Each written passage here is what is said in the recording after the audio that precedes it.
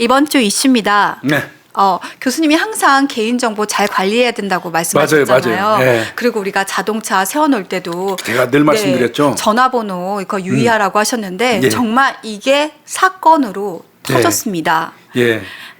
지난 4월 7일이었습니다. 오전 1시, 그러니까 새벽이죠. 밤이고. 새벽 1시네. 네. 1시 10분쯤에 그 도봉구 창동의 한 아파트에서 누군가 이렇게 두리번 거리면서 이렇게 후레쉬 있잖아요. 핸드폰 후레쉬를 갖고 차량을 이렇게 두리번 보는 게 그 경찰관, 퇴근하는 경찰관 눈에 딱 띄인 거예요. 그래서 그 사람이 한 100대 정도 이렇게 훑어 댕겼나 봐요. 근데 그거 뭐 했겠어요? 다 적었겠죠. 네. 차 넘버와 거기에 적혀 있는 연락처 전화번호를 같이 적은 거죠. 네. 그러면 한 100대 정도 수집해가지고 100대만 했겠습니까? 그럼 그동안 꾸준히 했다는 얘기. 그러면 그거 수집해서 뭐에다 쓸까요? 이게 업체에다가 넘기는 맞습니다. 거죠. 업체에 팔아넘긴 겁니다. 네. 그래서 경찰관이 밤중에 퇴근하고 피곤해서 퇴근을 하는데 아마 다른 사람이었으면은 뭐 이렇게 눈여겨서 안 봤을 뭐야 텐데. 그냥 도둑 절도인가 정도만 받겠다. 네. 차 문 연화만 봤을 거예요. 근데 이분들 이 사람은 아마 내가 보니까 북부경찰청 소속 맞아요. 경사인데 네. 뭐 이름 뭐 알아냈으면 좋은데 못 알아냈어요 제가. 네. 북부경찰청 소속의 이 경사급 그 어떤 직원인데 어두운데 이 차를 살살 옮겨다니면서 네. 계속 후레쉬 이거 휴대전화 불빛을 이거 비추는 행동이 뭔가 이상했다는 거예요. 그래서 한 10분 정도 관찰한 거예요. 맞아요. 그리고는 이거 뭐 문제 있다. 그래서 112에다 신고를 한 거예요. 그래서 이제 경찰관이 출동해갖고 봤더니 엄청나게 수집해놓은 거죠. 네. 그래서 이거 뭐냐, 당신 뭐냐 그랬더니 그 주차된 차량의 차량 번호 하고 그 차량주의 연락처가 이렇게 우리가 앞에 걸어놓잖아요. 그렇죠. 그거를 다 이제 촬영을 해놓은 거예요. 내가 보니까 그 휴대폰 하나 들고 다니면서요. 그 안에 사진 찍고 넘버 찍고 네. 이런 식으로 한 것 같아요. 그러니까 휴대전화도 압수했겠죠. 네. 근데 그 휴대전화가 그거 수집해서 갖다 주면 돈 주는 네. 한 건당 100원씩 줬대요. 그 귀한 정보가 한 건당 100원입니다. 100원씩 주는 그 회사에서 제공한 그 휴대폰이에요. 네. 그죠 공폰이죠, 그러니까. 그 휴대폰도 그 업체에서 제공해 줬대요. 그러니까요. 네. 예. 그래서 그 받은 공기계라고 하는데 입수한 휴대전화에는 그 101대의 차량 번호판하고 차량주가 혹시 만약을 위해서 놓은 그 연락처 사진 이렇게 해서 101대의 차량 번호와 휴대전화가 있었던 거죠. 그러면 이 사람도 처벌을 당연히 해야 되겠지만 이거를 수집하도록 일감을 준 그 업체 네. 거기도 당연히 검거해서 수사를 해야 되겠죠. 근데 제가 이 사건 조사하다 보니까 이 사건이 지금만 있었던 게 아니고요. 네. 2019년 10월에도 있었던 일이었는데요. 20대 청년이 400여 대의 전화번호를 스마트폰으로 이렇게 다 촬영해가지고 이걸 정보에 넘겼는데 이때도 건당 100원을 받았대요. 근데 이게 제가 더 가다 보니까 2017년에도 이 사건이 있었어요. 근데 이때 한참 SNS에 아르바이트를 구한다라고 해서 올라왔던 게 바로 개인정보를 이렇게 수집해주면 건당 얼마씩 100원씩 주겠다라고 해서 업체들이 이렇게 SNS에 알바 모집을 했었던 적이 있었대요. 그래서 제가 우리 방송 진행하면서 항상 꼭 말씀드렸잖아요. 네. 급하게 잠깐 세워놓고 가는 그 차를 세워놓고 일 보고 내려올 때는 어쩔 수 없이 적어놔야겠죠. 네. 견인이나 이런 문제가 있으니까. 그런데 집에 완전히 딱 들어가서 차 완벽하게 주차시켜놓고 들어가시는 경우에는 휴대폰 번호 거기다 놓지 않는 게 좋습니다. 네. 어차피 아파트나 이런 데는 이게 아파트에다가 이게 중요한 게 뭐냐면 이게 봐요. 차량 넘버 있죠. 네. 그다음에 휴대폰 번호 있죠. 네. 거기다가 보면은 그 아파트에 세웠으면 그 아파트 주민이에요. 아파트 나오죠. 대체로 그 아파트에서 지급하는 스티커 있죠. 네. 이를테면 301동 1200호. 이게 또 거기 스티커에 붙어 있어요. 네, 주소. 그러면 보세요. 주소 나오지. 그죠? 네. 그다음에 차 넘버 나오지. 네. 그다음에 그 집 주소에 그 사람의 이름이 뭔지 모르지만 그 전화번호 딱 나오는 거 아니에요. 이런 경우면은 거의 내 정보가 다 새는 거잖아요. 그러니까 굉장히 위험하잖아요. 그러니까요. 그래서 잠깐 들어갈 때 어디 세워놓고 급히 어디 들어갈 때는 잠깐 올려놓을 수 있어도 주정차 완벽하게 하시면 뒤집어 놓으세요. 네. 제가 그 누차 말씀드렸는데 우리가 뭐 조금 조심하면 되는 거 조심 안 해가지고 혹시 올지 모르는 불이익 처분 받을 필요는 없잖아요. 그러니까요. 그리고 이게 중고생 알바를 모집할 때도 많이 사용된대요. 아이들이 어디 가서 알바할 때가 마땅치 않으니까 이렇게 찍어오면 건당 얼마 주겠다라고 이건 해서 참 안 되는 일이야. 예, 그 청소년들 알바로도 많이 쓴다고 하는데 절대 이런 거 참여하면 안 돼요. 이거 범죄입니다. 그러면 네. 이거 수집해 주는 것도 개인정보법 관련돼 갖고 처벌받고요. 네. 시키는 놈들이야 당연히 처벌받고요. 이거 이외에도 이제 아직도 있더라고. 조심하는 줄 알았는데 무슨 큰 마트나 매장 행사 같은 거 할 때 추첨해가지고 뭐 상품 준다고 그러면서 그거 적는 거 있어요. 이름하고 전화번호 적는 네, 네. 거. 그래갖고 그 통에다 넣어놓고 가면 나중에 추첨해서 드릴게요. 추첨해서 당첨되면 저 상품 드릴게요 하는 거 지금도 하더라고. 지금도.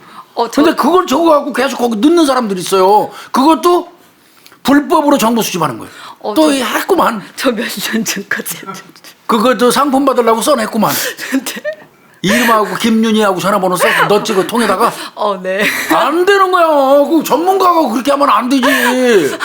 이게 그 뭐지 마트 같은 데서 저는 그래서 설마 했는데 마트 큰 마트 네. 벤즈를 준다. 벤즈 차를 한 대 준다. 무슨 뭐 통돌이 세탁기를 준다 어쩌고 하니까 아줌마들이 줄 서갖고 이름 쓰고 전화번호 써서 통에 다 집어넣어. 그거 개인정보 수집으로 막 악용되면 어떡할 거예요 그거. 그러네요. 그런 거 내가 보니까 그저도 보니까 그런 게 있더라고. 그래서 내가 가가지고 얘기했어. 당신네 이거 지금 이거 잘못하면 불법으로 이거 뭐 문제될 수 있어. 관리 잘한대 자기들이. 그걸 누가 믿어 그걸. 그런 거 우리 구독자님들 중에 그런 사람 없겠지. 우리 김윤희 같은 사람은 없겠지. 그거 하시면 안 돼요. 네. 예, 요즘 세상은요. 내 개인정보 이코르 재산이에요. 재산. 맞습니다. 내 재산, 내 돈 훔쳐가는 거야. 그렇게 생각하시면 돼요. 절대로, 그거 하시면 안 돼. 그거를. 지금 제일 뜨끔했어요. 이게 저도 그냥 경품 같은 거. 안 돼, 그거 절대. 그냥 단순하게 생각을 했는데, 그러네요. 그걸 폐기할 때도 이들이 어떻게 폐기할지도 모르고, 관리를 어떻게 할지도 모르는데, 그리고 우리가 가끔 뭐 어떤 정보에다 동의를 하면 막 보험회사에서. 그럼 막 연락 오잖아요. 네. 그게 그거 새 나가는 거예요, 그거. 그러니까 그런 거 좀 조심하셔야 되고, 그놈 누구야, 요번에 김태현이. 네. 김태현 변호사가 이름이 똑같다고 투덜투덜 하더라만 방송하는데. 김태현이 그놈 관련돼서 택배 사진 찍어가지고 집 찾아낸 거 그거 나와서 이제 경계심들 많이 가지시잖아요. 네. 근데 여전히 그거 안에 있는 내용물만 빼고 그냥 그대로 박스째 놔뒀다 갖다 버리시는 분들이 있는데 그렇게 하시면 안 돼요. 네. 반드시 내 생각은요. 뭐 어떤 분들은 그러더라고. 거기에다가 아세톤 여성분들이 쓰는 아세톤 그거 몇 방울 이렇게 떨어뜨려서 칙칙 문지르면 좋다고 그러는데 그럴 필요도 없어요. 그러지 말고요. 집에 매직펜 있죠. 네. 까만 매직펜 같은 거 있잖아요. 그거 하나 가지고 계시다가 나중에 물건 받고 나면 북북 몇 번만 이렇게 그으면 그거 안 됩니다. 네. 뜯느라고 이제 어렵다 싶으시면 매직으로 한번 찍찍 거주면은 개인정보 유출 안 될 수 있거든요. 그런 부분 좀 생각하셨으면 좋겠어요. 착안하셨으면 좋겠어요. 네, 그래서 최근에 분쇄기를 사야 되겠다라고 하는 가정들이 늘어나고 있대요. 근데 이제 분쇄기는 그걸 뜯어가지고 분쇄한다는 소리인데 뜯는 그 시간이 귀찮아서 그냥 버리시는 거거든. 그러니까 그어버리세요, 그냥. 매직펜 까만 걸로 그냥 푹푹푹 그어놓으면 훨씬 편할 겁니다. 네. 이게 나는 의도치 않았고 나는 가볍게 생각했던 건데 이거를 악용하는 사람들이 그럼요. 문제긴 해요. 하지만 조심해야 되는 건 확실한 것 같아요. 네. 이거는 그러니까 우리가 많이 앞서간 거예요, 그죠? 네. 우리 구독자님들은 이미 우리 얘기 듣고 아마 이거 차 남바 같은 거 집에 들어갈 때는 엎어놓고 가셨을 거예요. 예. 그래도 하여튼 다시 한번 그런 보도까지 또 나서 한 번 더 오늘 말씀드려보는 거예요. 네. 그리고 또 이상한 사건 하나 있어서 참나 이거.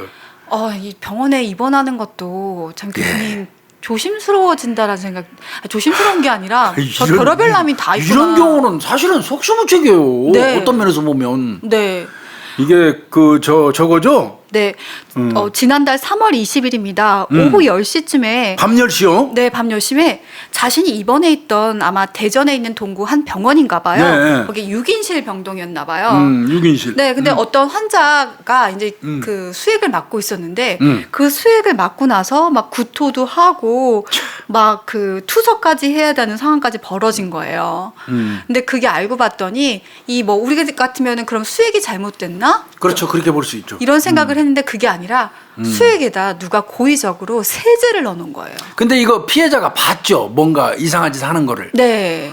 그러면 주사기로 넣은 거겠다. 수액이 이렇게 있으면 튜브 같은 게 이렇게 있잖아요. 똑똑 떨어지는데 거기다가 주사기 찔러서 뭔가 그 욕실 같은 데서 쓰는 주방용 세제 그 물을 여기다 넣은 거죠. 네. 그러니까 같이 수액을 맞는 사람 몸에 투입이 된 거 아니에요. 네. 그러면 그런 경우는 투석해야 돼요. 투석하려면 얼마나 고생스러운데. 그리고 이거는 내가 볼 때는 아마 죄명도 살인미수로 갔을 겁니다. 이건 살해 목적이 저는 있다고 보고요. 이게 한 번만 한 게 아니네요. 같은 방식으로 그 사람한테 한 2번 정도 한 것 같은데. 네. 이런 나쁜 인간이 있어요, 이게? 근데 여러분들 의아해하실 거예요. 도대체 이 사람 뭔 사람이야? 직업이 간호사인데 현재 그 병원 간호사는 아닌 거잖아요. 네, 병원에 입원해 있던 같이 그 병실에 같이 있던 환자예요. 지도 입원해 네, 있는 거예요. 네, 같이 입원해 있었는데 갑자기 그 다른 환자의 수액에다가 세제를 넣은 건데 처음엔 자기가 난 절대 그런 적 없다. 저 환자가 잘못 본 거다. 피해자 환자가 잘못 본 거다고 했는데 보니까 주사기가 그 자기 옷 안에 있고요. 세제도 또 묻어있던 게 발견이 된 거예요. 그러니까 소지품 속에 주사기 범행에 사용했던 주사기가 있었고, 그러니까 네. 세제를 쭉 빨아들여 거기다 놨던 주사기. 그러면 그 주사기 안에서 세제용 성분이 이제 검출되겠죠. 네. 당연히. 네. 그다음에 지 옷에도 세제가 묻었다는 거 아니에요. 네. 세제의 그 반응이 있어. 그럼 빼도 박도 못하는 거죠. 네. 근데 이 사람도 지가 어디가 아파가지고 6인실에 입원을 했던 거네. 그 상태에서 지금 그 옆에 있는 환자가 닌 거 맞고 있는 데다가 지금 몰래 그걸 불순물이죠. 청소용 세제를 투입한 거 아니에요? 그럼 무슨 감정이 있나? 그건 아직 안 나왔나요? 어떤 이유 때문에 그런지? 정확하게 뭐 이 지금 조사 단계에서는 처음엔 부인을 했다라고 얘기를 하고 두 번째는 뭐 그럴 만한 관계가 없었다라고 얘기를 해요. 서로가 뭐 잘 아는 사이도 아니고 병원 생활을 하면서 다툰 적 없었다.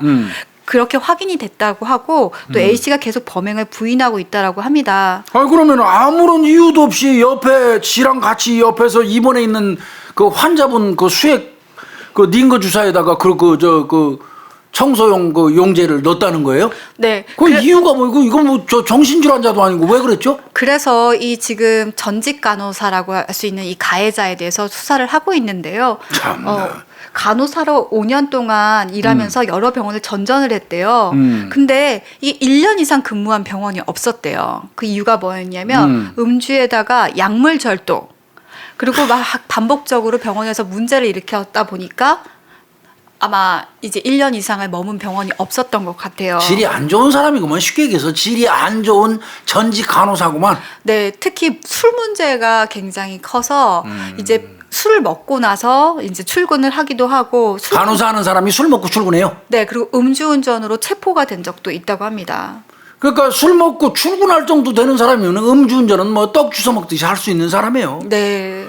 그리고 그 사람 그럼 이 사람 알코올 중독자 같은데 어떤 경우는 술 먹고 그 집 앞인가 어디에서 그냥 길바닥에서 속된 말로 자다가 응급실로 실려간 적도 있었다고 그런 얘기 하더라고요. 그러니까 이 사람은 내가 볼 때는 이거 알코올 중독자 같은데. 네, 그런데다가 그 향정신성 의약품을 빼돌려서 간호사니까. 네. 그것도 있대요. 나쁜 짓 가지가지 다 하네. 그러니까 간호사 옷을 입으니까 가서 약국 가가지고 약품을 그렇게 탄 거예요. 내 병원에서. 병원 내 약국에 가서 간호사 옷 입고 가가지고 그래도 향정신성 의약품은 그 장부에 기재하고 지급을 하는데. 그래가지고 뭐 그런 식으로 아마 그 몇 번 그렇게 적발이 되고 문제가 돼가지고 이 간호사는 더 이상 받아주는 데가 없었던 것 같아요. 근데 그렇게 해서 어떤 문제적 이유가 있다라고 보는 거예요. 이 사람 자체의 어떤 정신적으로 문제가 있을 수 있는데 이건 감정해봐야 되겠는데. 네. 그런데 이 지금 수액을 넣었던 그 60대 남성 환자분한테는 어떤 감정이 있는지 아니면 어떤 동기로 했는지에 대해서는 아직 명확하게 밝혀지지는 않았다고 하더라고요. 이건 정말 희귀한 일이고 있을 수 없는 일이고 소름 끼치는 일이에요. 같은 병실에 같이 입원한 환자가 그 수액 맞으면서 잠드는 사람 거기에다가 그래 그 청소용 세제 같은 걸 그 주사기에 넣어가지고 와서 닌 거에다가 논다는 게 이건 저 천하에 쳐 죽일 놈 얘기죠 이게. 네. 사람으로서 어떻게 그럴 수가 있어요. 더더군다나 의료인이잖아요. 엄밀히 얘기하면 간호사도 의료인이라는 놈이 그렇잖아요. 저 간호사 신분을 갖고 있잖아요. 저 취직은 안 해서 있지만 간호사 자격증은 가지고 있는 거 아니에요. 그럼 의료인이에요. 그 의료인이라는 놈이 생명을 살리는 의료인이라는 놈이 세상에 아무 이유도 없는 사람 같이 입원한 그 옆에 환자 거기다가 닌 거에다가 그런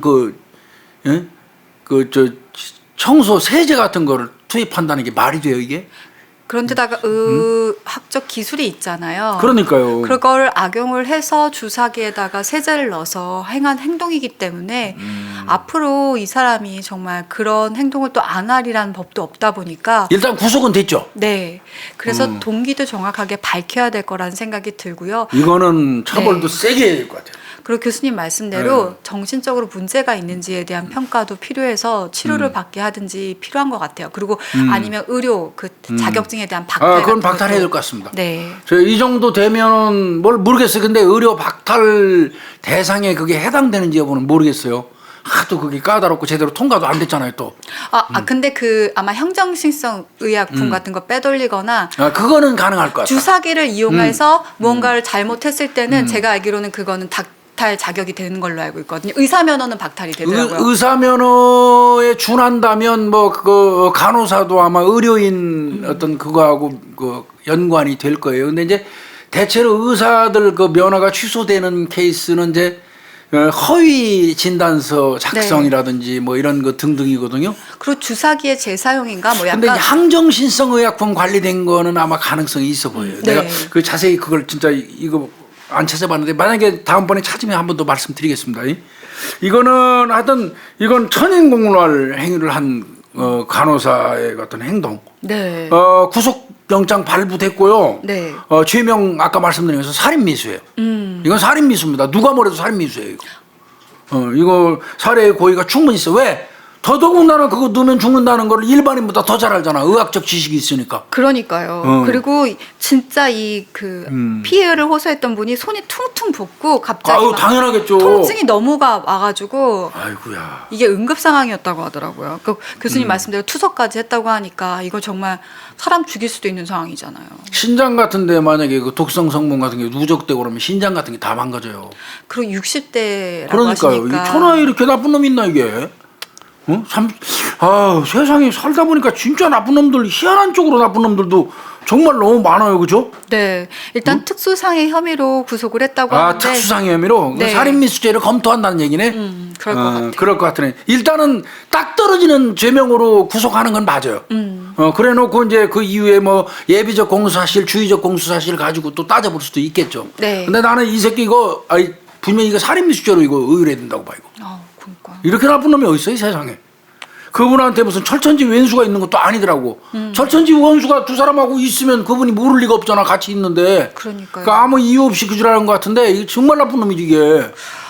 이렇게 아무 어떤 사람들과의 관계 속에서 일어나는 범죄가 아니라 자기 안에서 일어나는 내적인 충동이라든지 그러니까요. 내적 문제에 의해서 발생하는 범죄는 나중에 차후에 그 범행의 가능성이 있기 때문에 이게 더 무서운 것 같아요. 그러면 이놈 아주 정말 나쁜 놈이 이거 확실하게 처벌해가지고 아주 이거 두 번 다시 이런 거 상상도 할 수 없는. 근데 이런 놈 없어요 거의. 맞습니다. 감정 가지고 살인의 고의를 가지고 죽여야 할 사람한테 가서 이런 짓을 한 케이스는 몇 건이 있죠. 그렇지만 아무 이유 없이 옆에 있는 사람한테 하는 일은 거의 없거든요. 이 자식 정신감정도 해봐야 되고요. 근데 이제 요즘에 정신감정 의뢰하라는 얘기도 좀 찜찜해. 그 새끼들 감경될까봐. 네. 그래도 관리는 해야 되기 때문에 확실하게 구속시켜놓고 그 치료시키면 되겠죠. 네. 치료비도 다 우리 돈으로 들어가는 건데 사실은. 그래서 누가 물어보시더라고요. 그 김태현 병원비는 누가 내요? 국가에서 낼 수밖에 없어요. 그러니까 그런 게 화나는 거예요. 그런 새끼들 정신감정의뢰 자해해가지고 그 차라리 그냥 뒤졌어야 되는데 말이야. 할 얘기 아니지만 정말. 근데 그런 새끼는 뒤지면 안 돼요. 상징적으로 요번에도 사형 선고 안 하는지 한번 보려고요. 늘 말씀드리지만 사형 선고 상징적으로도 해놓고 에이 뭐그 쾌쾌 묵은 얘기 그만합시다. 네, 네. 쇠기의 경읽기 같은 얘기니까요. 지쳐요. 떠드는 사람도 지쳐요. 맞습니다. 근데 언젠가는 저는 제가 생각할 때는 변화가 올 걸로 봅니다.